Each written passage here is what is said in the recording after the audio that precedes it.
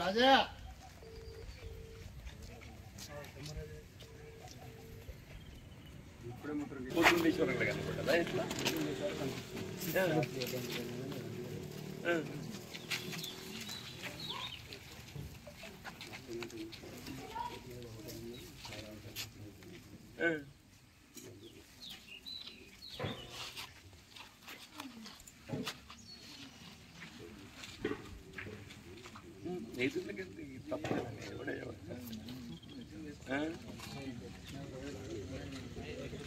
బాబు ఏమవుతుంది ఏమైనా అవుతుందా ఇన్వెస్టిగేషన్?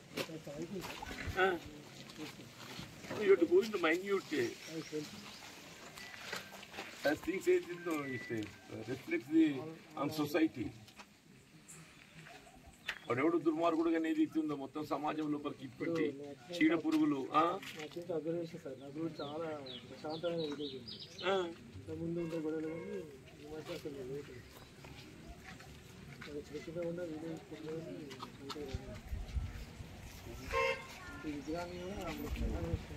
అవును నాకు తెలుసు. నేను అలా లేకుంటే తర్వాత చూసిపోయినా వాతావరణం ఎవరికి ఇబ్బంది కూడా లేదు.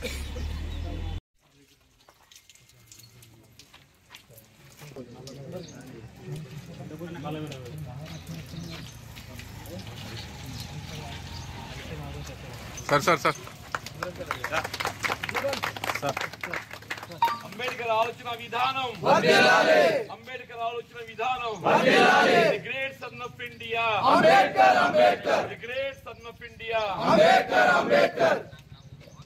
జై భీమ్, జై భీమ్.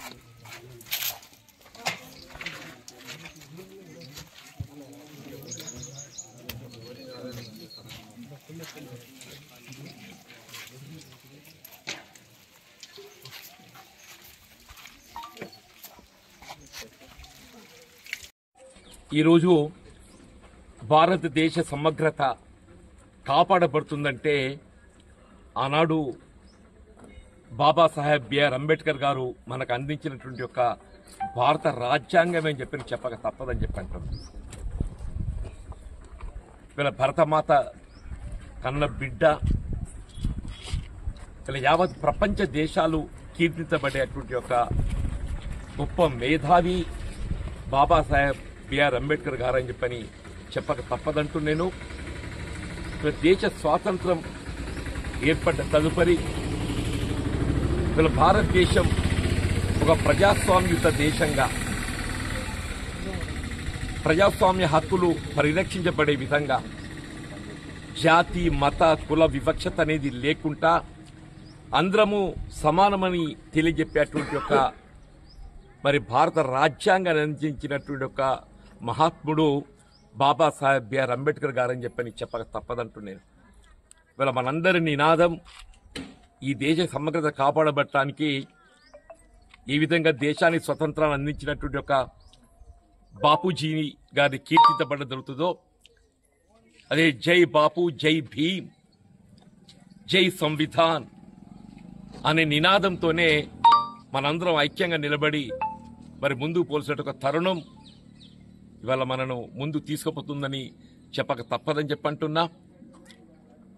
ఆనాడు దేశ స్వాతంత్రం కొరకు ఏదైతుందో అహింసాయుత సిద్ధాంతంతో దేశానికి స్వాతంత్రం సిద్ధింపజేసినటువంటి ఒక మహాత్ముడు బాపూజీ గారైనట్టయితే మరి సాధించుకున్నటువంటి ఒక స్వతంత్రానికి అర్థం చెప్పే విధంగా వీళ్ళ పాలకులు ఎవరైనప్పటికీ వీళ్ళ దేశంలో చేపట్టబడుతున్నటువంటి ఒక అభివృద్ధి సంక్షేమ కార్యక్రమాలు అన్నింటికి కూడా మూలం భారత రాజ్యాంగం అని చెప్పక తప్పదంటున్నాయి.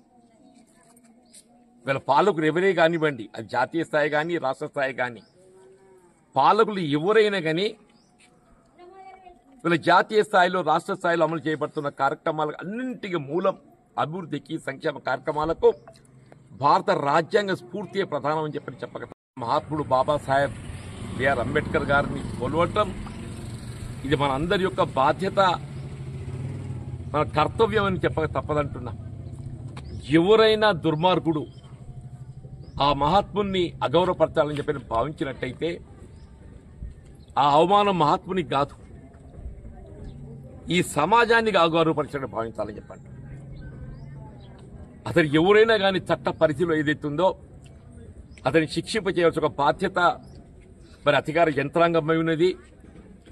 ఈ దురుసుకరమైన సంఘటనలకు బాధ్యులపై తక్షణమే చర్యలు తీసుకునే విధంగా సంబంధిత పోలీసు అధికార యంత్రాంగం మరి స్పందించి వీళ్ళ నేరస్తుడు ఏదైతుందో ఎంత త్వరితగతిన మరి చట్టానికి లోబడి చట్ట పరిధిలో శిక్షించబడ్డట్టయితే భవిష్యత్తులో ఇటువంటి దుష్పరిణామాలు ఏర్పడకుండా కట్టుదిట్టమవుతో చెప్పక తప్పదంటూ నేను ఏదైనా నాగునూరు లచ్చకపేట వీళ్ళ మొత్తం ఏదైతుందో ఆనాడు ఈ కూడెల్లో సమాజం అందరూ కూడా కలిసి ఏదైతుందో ఆ మహాత్ముని ఇక్కడ మనం ఏర్పాటు చేసుకున్నట్టయితే వీళ్ళ భారత రాజ్యాంగాన్ని గౌరవించినట్టు ఉంటుందనే ఒక భావనతోని మరి ఆ మహాత్ముని విగ్రహాన్ని ఇక్కడ ఏర్పాటు చేసుకోవడం జరిగింది. ఆ మహాత్మునికి నివాళులు అర్పించడం నిజమైన నివాళులు అని చెప్పంటే వారి ఆలోచన విధానాన్ని గౌరవించడమే వారి నిజమైన నివాళులు అర్పించినట్టు అవుతుందని చెప్పంటారు. వారి ఆలోచన విధానం అంటే ఎవరేమే కానీ ఇవాళ పౌరుల వందనం కూడా ఏదైతుందో భారత రాజ్యాంగ నిబంధనలకు అనుగుణంగా కట్టుబడ్డప్పుడు మాత్రం ఏదైతుందో ఆ మహాత్ముడు బాబాసాహెబ్ బిఆర్ అంబేద్కర్ గారికి నివాళులు అర్పించినట్టుగా భావించాలని చెప్పంటారు. అందరం కూడా ఆ భారత రాజ్యాంగ నిబంధనలకు అనుగుణంగా ఇవాళ మహాత్ముని ఏదైతుందో ఆదర్శంగా తీసుకొని ఆ మహాత్ముని బాబాసాహెబ్ బిఆర్ అంబేద్కర్ గారిని ఆదర్శంగా తీసుకొని ఏదైతుందో అందరం కూడా కలిసికట్టుగా రాజకీయాలు వేరు, రాజకీయంగా భిన్నాభిప్రాయాలు కలిగి ఉండొచ్చు కాక, కానీ ఏదైతుందో ఈ దేశ సమగ్రత కాపాడబట్టాన్ని మనకు అందించినటువంటి ఒక ఆ గ్రంథం ఏదైతుందో రాజ్యాంగం అని చెప్పంటున్నాయి. వాళ్ళది కేవలం ఒక భారత పౌరులు కీర్తించబడేటువంటి ఒక గ్రంథం కాదది. యావత్ ప్రపంచ దేశాలన్నీ కూడా ఏదైతుందో ఇలా భారత రాజ్యాంగాన్ని కీర్తిస్తున్నాయి. యావత్ ప్రపంచ దేశాలన్నీ కూడా భారత రాజ్యాంగాన్ని కీర్తిస్తున్నాయని చెప్పండి. అటువంటి ఒక భారత రాజ్యాంగాన్ని అందించిన ఘనత మరి ఆ మహాత్ముడు బాబాసాహెబ్ బిఆర్ అంబేద్కర్ గారిది. అటువంటి ఒక మహాత్ముని గౌరవించటం మనందరి బాధ్యత భావించాలి. ఆ మహాత్ముడిని అగౌరవపరచాలని చెప్పని ఎవడు భావించినా కానీ ఈ భారత జాతి అతనికి క్షమించదని చెప్పంటారు. చట్టపరంగానే కాకుండా అతని సమాజం కూడా జీవితకాలం క్షమించదని చెప్పని నేను ఈ సభాముఖంగా హెచ్చరిస్తున్నాను చెప్పండి. అందరూ కూడా ఏదైతుందో కలిసికట్టుగా శాంతి కాముకులుగా మరి ముందుకు పోవాలి. అదే జై బాపు, జై భీమ్, జై సంవిధాన్ అనే నినాదమే ఈ మన దేశ సమగ్రతకు మూలమని చెప్పని నేను మనవి చేస్తూ ఆ దిశగా అందరం కూడా కలిసికట్టుగా మరి ముందుకు పోవాలని చెప్పని కోరుతూ నేను మరొక్కసారి ఆ మహాత్ముడు బాబాసాహెబ్ బిఆర్ అంబేద్కర్ గారికి నివాళులు అర్పించుకుంటూ ఈ బాధ్యులు ఎవరైనా కానీ సత్వరమే అతడిపై చట్టపరంగా చర్య తీసుకొని భవిష్యత్తులో ఇటువంటి ఒక పరిణామాలు ఎదురు కాకుండా చూడాల్సిన బాధ్యత మరి అధికార యంత్రాంగంపై ఉందని చెప్పని మనం చేస్తూ ఒక విధంగా హెచ్చరిస్తూ అని చెప్పని కూడా మనం చేస్తాం. Thank you.